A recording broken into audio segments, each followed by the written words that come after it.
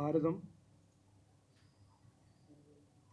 ജനാധിപത്യം എന്ന് പറഞ്ഞാൽ, ഡെമോക്രസി എന്ന് പറഞ്ഞാൽ ഇംഗ്ലീഷിൽ we the people, for the people,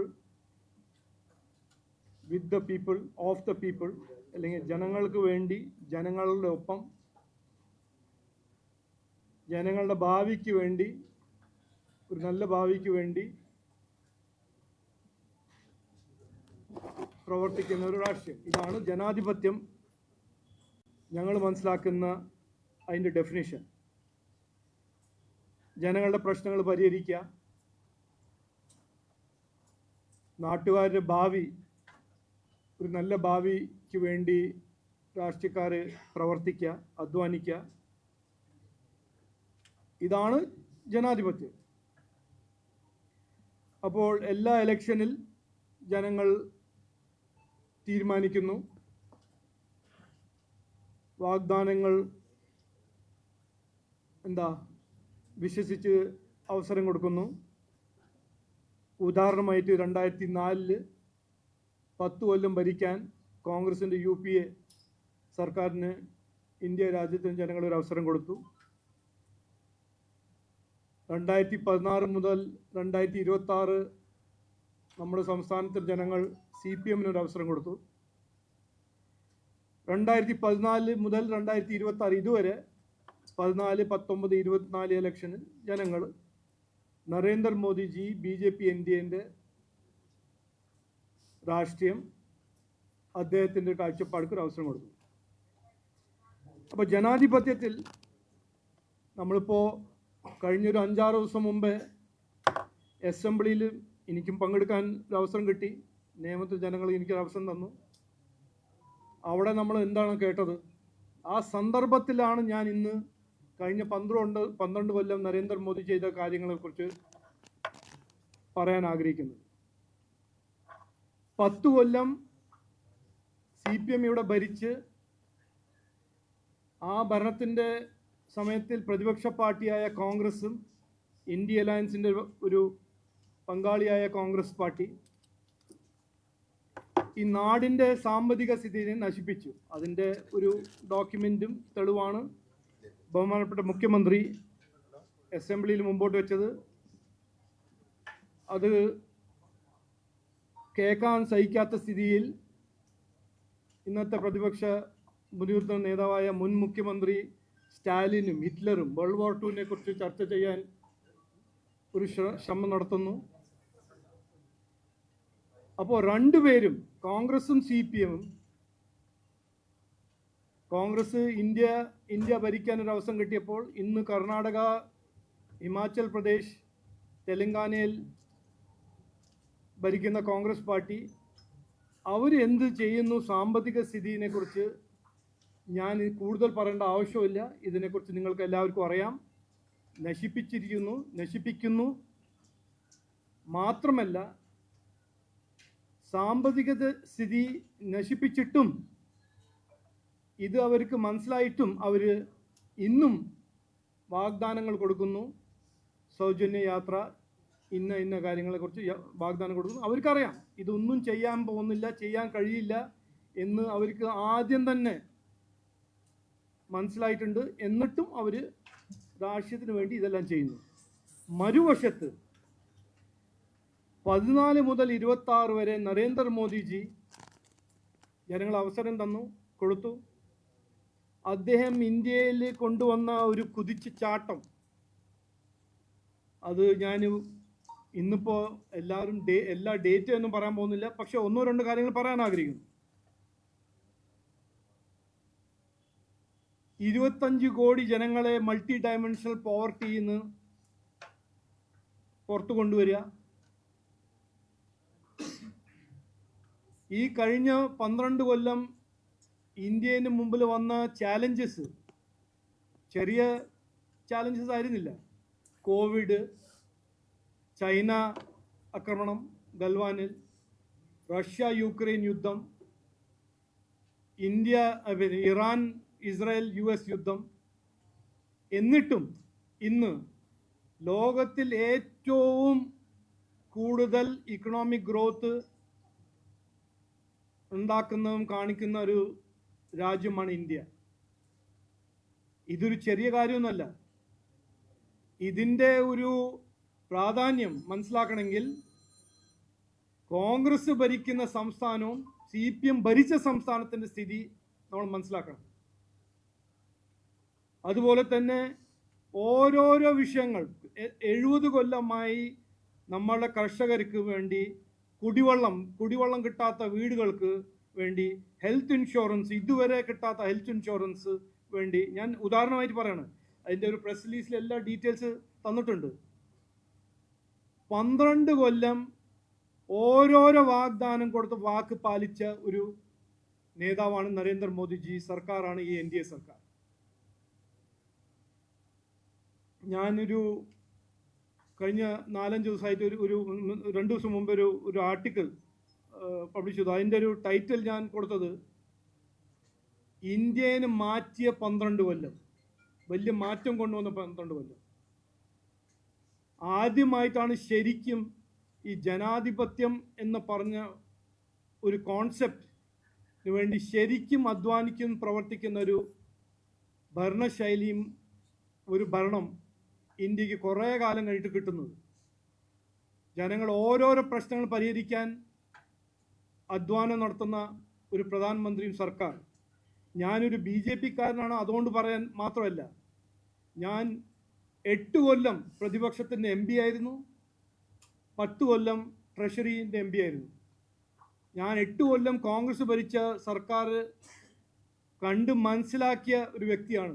അതുകൊണ്ടാണ് ഞാൻ പറഞ്ഞത്. ഈ 12 കൊല്ലം ഇന്ത്യയിൽ വന്ന ആത്മവിശ്വാസം, ഇന്ത്യക്കാരും നമ്മൾ പുതിയ തലമുറയിൽ വന്ന ആത്മവിശ്വാസം, അത് ലോകത്തിൽ ചർച്ച ചെയ്യുന്ന ഇഷ്യൂ ആണ്. ജനങ്ങൾ ചർച്ച ചെയ്യുന്നു ലോകത്തിൽ, ഇന്ത്യയിൽ മാത്രമല്ല. ഞാനൊരു മന്ത്രിയായിരുന്നു, എനിക്കറിയാം, ഡയറക്റ്റായിട്ട് എനിക്ക് ഇന്നൊരു എക്സ്പീരിയൻസ് ഉണ്ട്.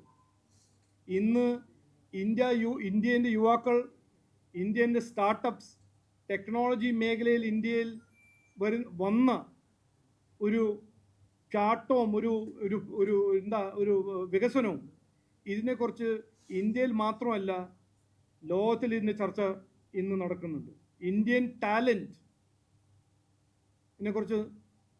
വലിയ അഭിമാനവും ബഹുമാനവും ഉള്ളൊരു അഭിപ്രായമാണ് ലോകത്തിലെല്ലാവർക്കും. അപ്പോൾ ഇത് ഇങ്ങനെ ഇന്ത്യ മുമ്പോട്ട് പോകുമ്പോൾ നമ്മുടെ സംസ്ഥാനത്തിലാണ് ഏറ്റവും വിലക്കയറ്റം. സാമ്പത്തിക സ്ഥിതിയെക്കുറിച്ച് ഞാൻ അസംബ്ലിയിലും സംസാരിച്ചു, നിങ്ങൾക്ക് എല്ലാവർക്കും അറിയാം. മോശമായി ദുർബലമായ സാമ്പത്തിക സ്ഥിതി, ഏറ്റവും കൂടുതൽ തൊഴിലില്ലായ്മ നമ്മുടെ നാട്ടിലാണ്, നമ്മുടെ സംസ്ഥാനത്തിലാണ്. സാമ്പത്തിക സ്ഥിതി ശക്തമായില്ലെങ്കിൽ അത് എന്ത് ഐഡിയോളജി, ഏത് പുസ്തകം വായിച്ചാലോ, കാൾ മാർക്സ് വായിച്ചാലോ, വേറെ ഏതെങ്കിലും നെഹ്റുവിൻ്റെ ഓട്ടോബയോഗ്രഫി വായിച്ചാലോ, സാമ്പത്തിക സ്ഥിതി ശക്തമാക്കുന്നില്ലെങ്കിൽ ആ സർക്കാർ ജനങ്ങളുടെ പ്രശ്നങ്ങൾ പരിഹരിക്കാൻ ഫെയിലാവും. അതൊരു സത്യമാണ്, അതൊരു ബേസിക് സത്യമാണ്. അപ്പോൾ ബഹുമാനപ്പെട്ട മുഖ്യമന്ത്രി ഇലക്ഷൻ്റെ സമയത്ത് സൗജന്യ യാത്ര, ഇത് ചെയ്യും മറ്റേത് ചെയ്യുമെന്ന് പറയുമ്പോൾ ഇന്ന് അദ്ദേഹം പറഞ്ഞത് ഫിസ്ക്കൽ സിറ്റുവേഷനാണ്. അപ്പോൾ 10 കൊല്ലം പ്രതിപക്ഷ പാർട്ടിക്ക് ഇതൊന്നും മനസ്സിലായില്ലേ, അറിഞ്ഞില്ലേ? അറിഞ്ഞിട്ടും ഒരു വാഗ്ദാനം കൊടുത്ത പാർട്ടിയാണ് കോൺഗ്രസ് പാർട്ടി.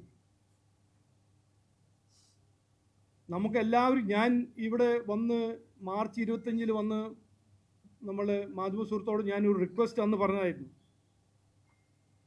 നമ്മളെ നാടിനെ ബാധിക്കുന്നത് ചില പ്രശ്നങ്ങളുണ്ട്, ഫണ്ടമെൻ്റൽ ഇഷ്യൂസ് ഉണ്ട്, അതിനെക്കുറിച്ച് ചർച്ച ചെയ്യണം. അത് ഇന്ത്യയിൽ നരേന്ദ്രമോദിജി നടപ്പിലാക്കുമ്പോൾ ഇവിടെയും അതിനെക്കുറിച്ച് ചർച്ച ചെയ്യണം. നമ്മളെ യുവാക്കളുടെ ഭാവിയെക്കുറിച്ച്, തൊഴിലിനെക്കുറിച്ച്, നിക്ഷേപത്തിനെക്കുറിച്ച്. നമ്മൾ ഈ ഭരണനാടകം 50% 60% നമ്മൾ കവർ ചെയ്യണം. അത് കവർ ചെയ്യാണ്ട് നമുക്ക് ഒന്നും മുമ്പോട്ട് പോകാൻ പറ്റില്ലല്ലോ. പക്ഷേ ഒരു 40-50% നമ്മൾ ഈ വിഷയങ്ങളെക്കുറിച്ച് ചർച്ച ചെയ്യണമെന്ന് ഞാൻ അഭ്യർത്ഥിച്ചായിരുന്നു. പക്ഷേ ഈ ഇലക്ഷൻ്റെ സമയത്ത് നമ്മൾ കണ്ടത് എന്താണ്? വിവാദങ്ങൾ, ഡീല്, പ്രചരണം നടത്തി, വെറുതെ ഒരു വാഗ്ദാനം കൊടുത്ത് ഒരു പാർട്ടി ജയിക്കുന്നു. ഓക്കെ, അവർ ജയിച്ചു. പക്ഷേ ഇന്ന് നമ്മൾ 12 കൊല്ലം നരേന്ദ്രമോദിജീൻ്റെ പൊളിറ്റിക്സ് ഓഫ് പെർഫോമൻസ് എന്ന് പഠിക്കേണ്ടത് ഒരു കാര്യമാണ്. ജനാധിപത്യം, ജനങ്ങളുടെ ഭാവിക്ക് വേണ്ടി ഒരു പോളിറ്റിക്സ് ഓഫ് പെർഫോമൻസ് ആണ് സംസ്ഥാനത്തിലും ആവശ്യം, രാജ്യത്തിലും ആവശ്യം. ഇതാണ് 100% സത്യം. വിവാദങ്ങൾ, ഭരണനാടകങ്ങൾ, വേൾഡ് വാർ II, സ്റ്റാലിൻ, ഹിറ്റ്ലറിൻ്റെ കഥകൾ, ഇതെല്ലാം ഓക്കെ, ഒരു എൻ്റർടൈൻമെൻറ്റ് വാല്യൂവിന് നമ്മൾ കേൾക്കുന്നു, കാണുന്നു. പക്ഷേ നമ്മൾ സംസ്ഥാനത്തിന് മുമ്പോട്ട് കൊണ്ടുപോകണമെങ്കിൽ നരേന്ദ്രമോദിജി ഇന്ത്യയിൽ കഴിഞ്ഞ 12 കൊല്ലം കൊണ്ടുവന്ന പോളിറ്റിക്സ് ഓഫ് പെർഫോമൻസ് ആണ് ഈ സംസ്ഥാനത്തിൻ്റെ ആവശ്യം. കഴിഞ്ഞ 12 കൊല്ലം ഞാൻ പറഞ്ഞല്ലോ, സാമ്പത്തിക സ്ഥിതി നരേന്ദ്രമോദിജി കൊണ്ടുവന്ന ഒരു വലിയ മാറ്റം. ഞാൻ 3 ഉദാഹരണമായിട്ട് ഒരു കോൺട്രാസ്റ്റ് ആയിട്ട് കാണിക്കാൻ ആഗ്രഹിക്കുന്നു. ഈ പുസ്തകത്തിൽ കേരളത്തിൻ്റെ PSUവിനെ കുറിച്ച് ഒരു ചർച്ച നടന്നിട്ടുണ്ട്. 10 കൊല്ലം നമ്മളെ പബ്ലിക് സെക്ടർ എൻ്റർപ്രൈസസിൻ്റെ സ്ഥിതി ഇവിടെ എന്താണ്, പിന്നെ മറുവശത്ത് പിന്നെ നമ്മുടെ നരേന്ദ്രമോദിജി വന്ന ശേഷം ഗവൺമെൻറ് ഓഫ് ഇന്ത്യൻ്റെ പബ്ലിക് സെക്ടർ യൂണിറ്റ്സിൻ്റെ സ്ഥിതി എന്താണ്. ഇത് നിങ്ങളെല്ലാം ഒന്ന് പരിശോധിക്കണം. ഇവിടെ നഷ്ടം ജനങ്ങളുടെ തലവേദനയായിട്ട് മാറുന്നു. അവിടെ HAL ആണോ, മാസഗോൺ ഡോക്ക് ആണോ, ഏത് പബ്ലിക് സെക്ടർ യൂണിറ്റ് ആണോ, പബ്ലിക് സെക്ടർ ബാങ്ക് ആണോ, 14 നശിച്ച് ദുർബലമായി കിടക്കുന്ന പബ്ലിക് സെക്ടർ യൂണിറ്റ്സിലെല്ലാം മാറ്റിയത് നരേന്ദ്രമോദിജി സർക്കാരാണ് കഴിഞ്ഞ 12 കൊല്ലം. ഇന്ന് HAL നോക്കൂ, പബ്ലിക് സെക്ടർ ബാങ്ക്സ് നോക്കൂ, വലിയ മാറ്റം വന്നിരിക്കുന്നു. അത് ജനങ്ങൾക്ക് ഗുണം ചെയ്യുന്ന ഒരു കാര്യമാണ്. ഇവിടെ കേരളത്തിൻ്റെ പബ്ലിക് സെക്ടർ എൻ്റർപ്രൈസസ് ജനങ്ങളുടെ തലവേദനയായിട്ട് മാറ്റിയതാണ് കഴിഞ്ഞ 10 കൊല്ലം CPM സർക്കാർ. രണ്ടാമത്തേത് ഒരു ഉദാഹരണമായിട്ട് പറയാണ്, തൊഴിലില്ലായ്മ. കഴിഞ്ഞ 10 കൊല്ലം, 10 അല്ല 12 കൊല്ലം നമ്മുടെ സംസ്ഥാനത്തിൽ എന്ത് ഇൻവെസ്റ്റ്മെൻറ്റാണ് വന്നിരിക്കുന്നത്? നമ്മുടെ കുട്ടികളുടെ ഭാവിക്ക് വേണ്ടി എന്തെങ്കിലും, അത് ഉമ്മൻചാണ്ടി സർക്കാരാണോ പിന്നെ പിണറായി വിജയൻ സർക്കാർ എന്തെങ്കിലും ചെയ്തിട്ടുണ്ടോ? പക്ഷേ നരേന്ദ്രമോദിജി കഴിഞ്ഞ 12 കൊല്ലം എന്തെല്ലാം ചെയ്തിട്ടുണ്ട് എനിക്ക് കൃത്യമായി അറിയാം, നിങ്ങൾക്കും അറിയാം. വലിയ വലിയ ഫാക്ടറീസ് വരുന്നു. കോൺഗ്രസിൻ്റെ കാലത്ത് മാനുഫാക്ചറിങ് ഇന്ത്യ കമ്പീറ്റ് ചെയ്യാൻ പറ്റില്ല എന്ന് പറഞ്ഞു നടക്കുന്ന രഘുറാം രാജനായിരുന്നു കോൺഗ്രസിൻ്റെ, രാഹുൽ ഗാന്ധിൻ്റെ ഏറ്റവും മുതിർന്ന ഒരു സുഹൃത്ത്.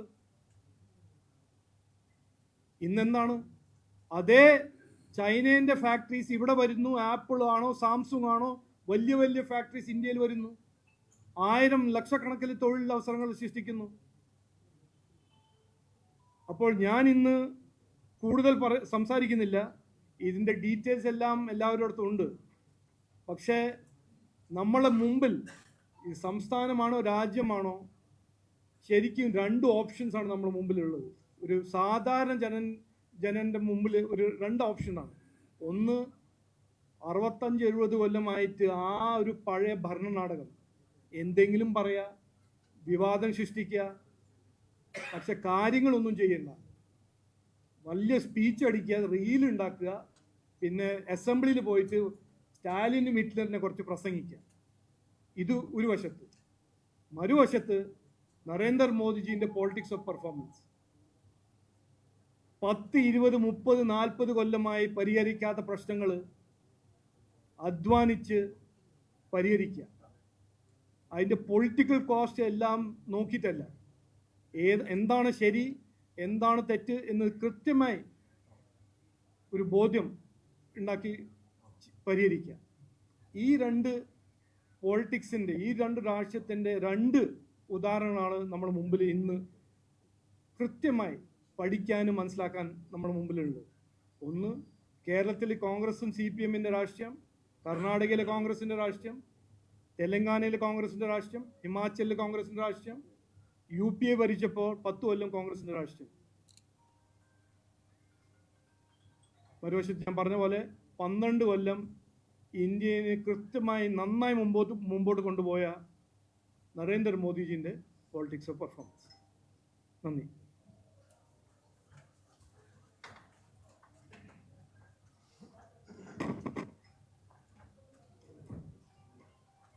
ഇന്ന് CPIയിൽ നിന്നും 6 പേർ BJPയിലേക്ക് ചേരുകയാണ്. സംസ്ഥാന അധ്യക്ഷൻ രാജീവേട്ടൻ മെമ്പർഷിപ്പ് കൊടുക്കുകയാണ്.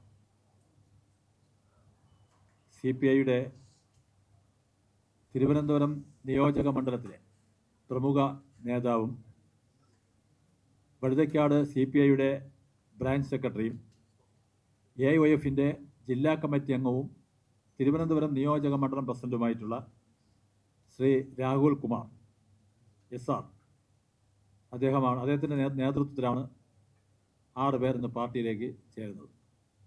അതോടൊപ്പം തന്നെ വഴുതക്കാട് വാർഡിലെ 100ഓളം CPIയിലെ അനുഭാവികളും പ്രവർത്തകരും BJPയിലേക്ക് അടുത്ത ദിവസങ്ങളിൽ ചേരുന്നതാണെന്ന് അറിയിക്കുകയാണ്.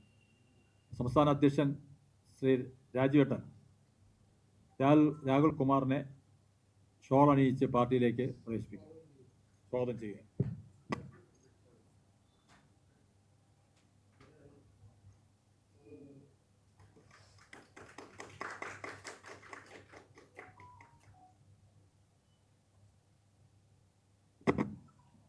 ശ്രീമതി രാജി CPIയുടെ member.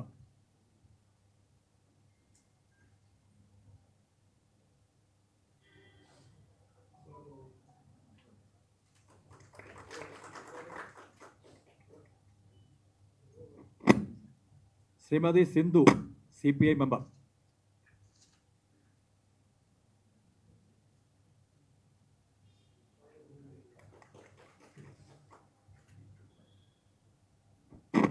Shrimati Shivani CPI member.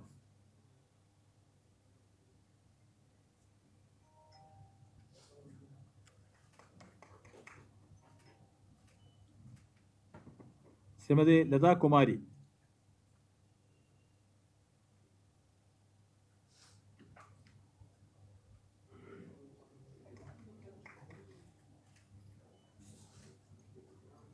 Shri Rithin Raj.